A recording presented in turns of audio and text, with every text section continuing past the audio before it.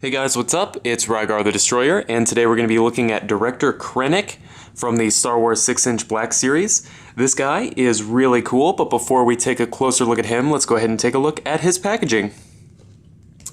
Here it is, pretty standard, like always. It's got a picture of the character down here in the bottom corner, and then it's got a window here on the front to display the figure. Then, of course, on the back, it's got a picture of the character from the movie, and a brief description.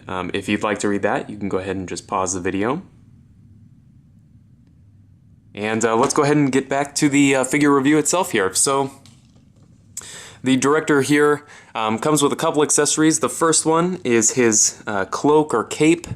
It is removable and it's made of a fairly soft vinyl or rubber.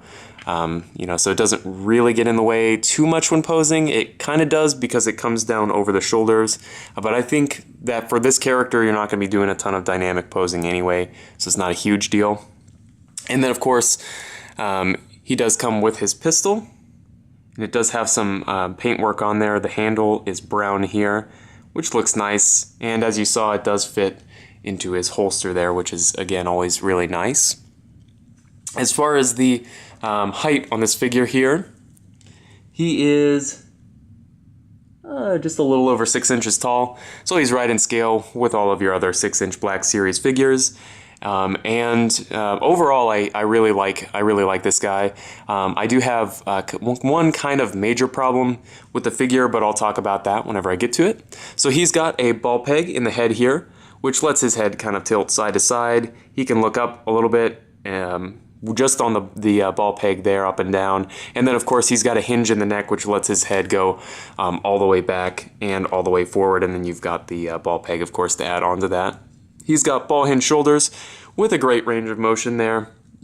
Even with his shoulders kind of meeting up like this, you can't, it doesn't get in the way, which is really nice. And both of them are actually made of a hard plastic, so that's a good job for Hasbro sculptors there for making that work so well. He has hinged elbows here, which give him 90 degrees, and of course there is a swivel there, and they did keep the sculpt work going through that hinge there, so it's not as obvious when you've got the figure posed.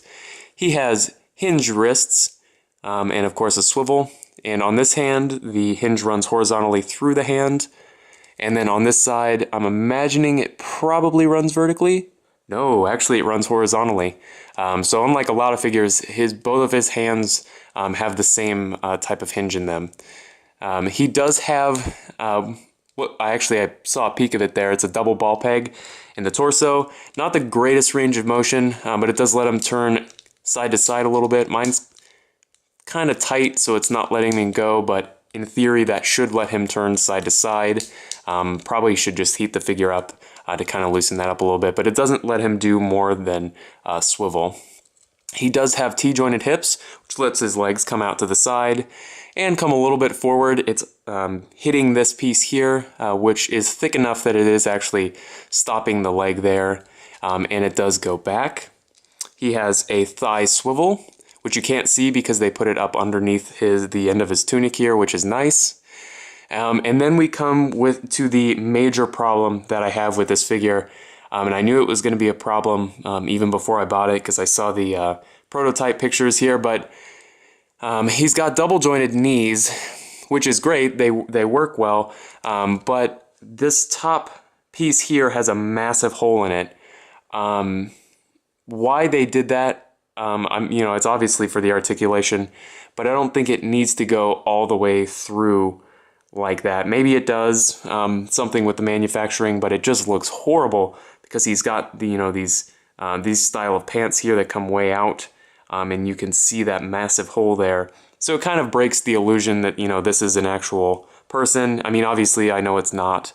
It's an action figure, but it kind of breaks the illusion whenever stuff like that happens, and it kind of ruins the sculpt in that area. It's not a huge deal, obviously. I'm not saying like don't buy the figure, but it is just something that's really irritating to me for some reason.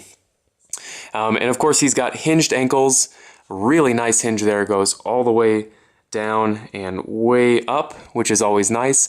And then he's got an ankle rocker And another thing they did too is his boots are very shiny and his pants are kind of a satin finish, which is always nice. So overall, this is a cool figure, but it does have that one problem that it's not a really huge deal, but it just bothers me a lot.